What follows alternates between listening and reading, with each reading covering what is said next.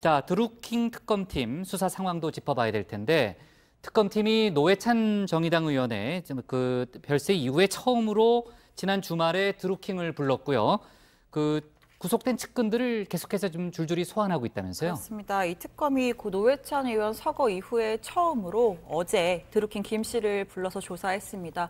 특히 드루킹은 최근 특검에 USB를 제출했는데 김경수 경남지사와 보안 메신저로 나눈 대화 내용 등이 담긴 것으로 전해지고 있고요.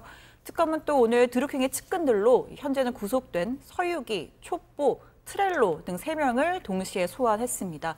이렇게 잇따라서 강도 높은 소환 조사를 벌이는 건 댓글 조작 사건과 관련해서 정치권 인사들에 대한 수사를 앞두고 사실관계를 다지기 위한 것으로 보이고요.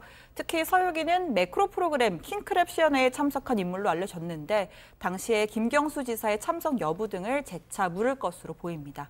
아, 참, 최 반장. 특검이 드루킹 수사 관련해서요. 점성술사를 불러 조사했다는 얘기가 있던데 그게 어떤 맥락이에요? 네, 현재 구속돼 있는 드루킹을 만나고 온 측근 한 변호사의 전원에 따르면 드루킹이 사주를 봤다고 합니다. 그런데 7월 내에 법원 1심 선고가 내려지면 자신에게 그렇게 나쁜 게 아니라면서 자신이 처한 상황에 대해 비교적 담담히 받아들이고 있었다고 하는데요. 하지만 특검은 드루킹 일당을 추가 기소했죠. 그러니까 당초 선고기일이었던 7월 25일이 이미 지난 상황입니다.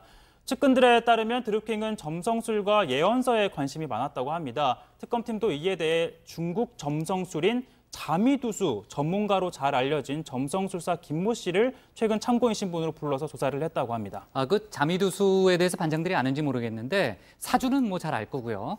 그 중국 도교에서 유래한 거예요. 자미두수가요. 그러니까 쉽게 설명하면은 자미가 이제 북극성. 자미가 북극성이고 두가 이제 북두칠성이잖아요. 그건 다 알죠? 다 알 거고. 그러니까 사람의 운명을 사주에 근거해서 그 100여 가지 이상의 별들로 이어진 그 명반이라고 있는데 그걸로 사람의 운명을 뭐요?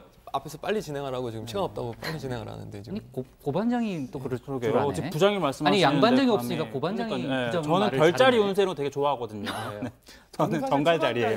네. 부장 네, 정갈자리. 알았어요. 천칭자리. 하고 싶은 얘기 해요, 고반장.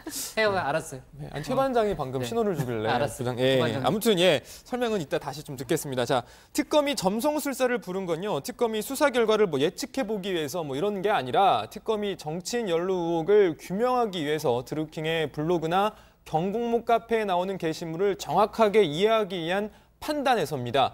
특검팀 관계자는 드루킹 주변을 압수수색해 확보한 증거물에서 운세와 예언에 관한 것이 많이 나왔다며 범죄와의 연관성을 찾기 위해 문서들을 분석하고 있는데 내용이 난해해서 애를 먹고 있다. 해석을 구하는 차원에서 김 씨를 불렀다 이렇게 말했습니다. 또 암호가 걸려있는 USB나 컴퓨터 파일의 비밀번호를 점성술 용어로 해놓았을 가능성이 크다고 보고 점성술사로부터 이에 대한 협조도 받았다고 합니다. 네.